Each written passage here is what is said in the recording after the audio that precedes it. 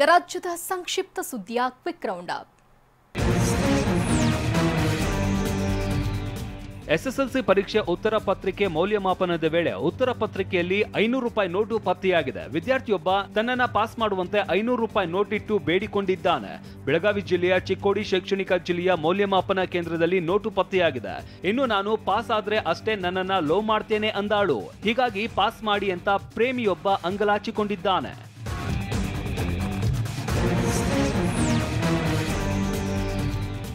15 ದಿನಗಳಿಂದ ಗ್ರಾಹಕರಿಗೆ ಎನ್ಸಿಜಿ ಗ್ಯಾಸ್ ಸಿಗ್ತಾ ಇಲ್ಲ ಅಂತ ದಾವಣಗೆರೆಯಲ್ಲಿ ಆಟೋ ಚಾಲಕರು ಪ್ರತಿಭಟಿಸಿದ್ದಾರೆ. ಇದರಿಂದ ಎಚ್ಚೆತ್ತ ಸಂಸದೆ ಡಾಕ್ಟರ್ ಪ್ರಭಾ ಮಲ್ಲಿಕಾರ್ಜುನ ಕೇಂದ್ರ ಸಚಿವರಿಗೆ ಮನವಿ ಮಾಡಿದ್ದಾರೆ.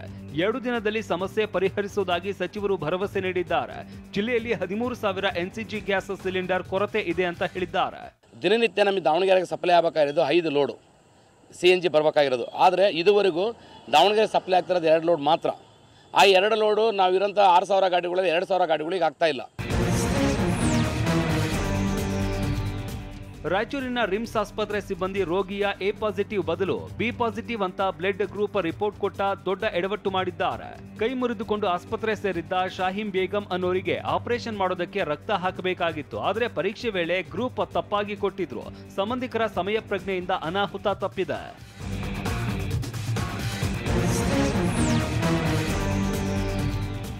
ಅಸಮಾನತೆ ದೂರವಾಗಿಸೋದಕ್ಕೆ ಮಾನವ ಕುಲಕ್ಕೆ ಜಯವಾಗಲಿ ಅನ್ನೋ ಧ್ಯೇಯದೊಂದಿಗೆ ಸಮಾನತೆ ರಥಯಾತ್ರೆ ಸಮಾನತೆ ಬುತ್ತಿ ಕಾರ್ಯಕ್ರಮಕ್ಕೆ ಗದಗನ ಬಸವೇಶ್ವರ ಸರ್ಕಲ್ನಲ್ಲಿ ಮಾಜಿ ಸಚಿವ ಶ್ರೀರಾಮುಲು ಚಾಲನೆ ನೀಡಿದ್ದಾರೆ. ಬಿಜೆಪಿ ಮುಖಂಡ ಅನಿಲ್ ಮೆಣಸಿನಕಾಯಿ ನೇತೃತ್ವದಲ್ಲಿ ಯಾತ್ರೆ ನಡೆದಿದ್ದು ಪದ್ಮಶ್ರೀ ಮಂಜಮ್ಮ ಜೋಗಿ, ಶಾಸಕ ಸಿಸಿ ಪಾಟೀಲ್ ಭಾಗಿಯಾಗಿದ್ರು. ನಾವೆಲ್ಲರೂ ಕೂಡ ಮನುಷ್ಯರು ಸಮಾನರಾಗಿರಬೇಕು. ಏನು ಜಾತಿ ಅಂದ್ರೆ ಕೂಡ ಒಂದು ಗಂಡು ಹೆಣ್ಣು, ಧರ್ಮ ಅಂದ್ರೆ ಒಂದು ಮನುಷ್ಯತ್ವ ಮತ್ತು ಶಾಂತಿ ಅಂತಕ್ಕಂಥ ಸಂದೇಶವನ್ನು ಏನು ಈ ಮಹಾನ್ ಪುರುಷರು ಕೊಟ್ಟಿದ್ದಾರೆ. ವಿಶೇಷವಾಗಿ ಈ ಭಾಗದಲ್ಲಿ ಈ ಒಂದು ಸಮಾನತೆ ಮಂದಿರ ನಿರ್ಮಾಣ ಆಗಬೇಕು. ಅಲ್ಲಿ ರಾಮನೂ ಇರಬೇಕು, ಭೀಮನೂ ಇರಬೇಕು, ಬುದ್ಧನೂ ಇರಬೇಕು, ಬಸವನೂ ಇರಬೇಕು, ಕನಕರು ಇರಬೇಕು, ವಾಲ್ಮೀಕಿನೂ ಇರಬೇಕು, ಶರೀಫರು ಇರಬೇಕು. ಮೇಲಾಗಿ ಮಾನವ ಧರ್ಮಕ್ಕೆ ಜಯವಾಗಲಿ ಅನ್ನೋಂಥ ರೇಣುಕರು ಅವರು ಕೂಡ ಈ ಸಂದೇಶವನ್ನು ಕೊಟ್ಟಿರೋದನ್ನು ನಮ್ಮ ಮುಂದಿನ ಪೀಳಿಗೆ ಮರಿಬಾರ್ದು. ಆ ದೇವಸ್ಥಾನವನ್ನು, ಆ ಮಂದಿರವನ್ನು ನಿರ್ಮಾಣ ಮಾಡಲಿ.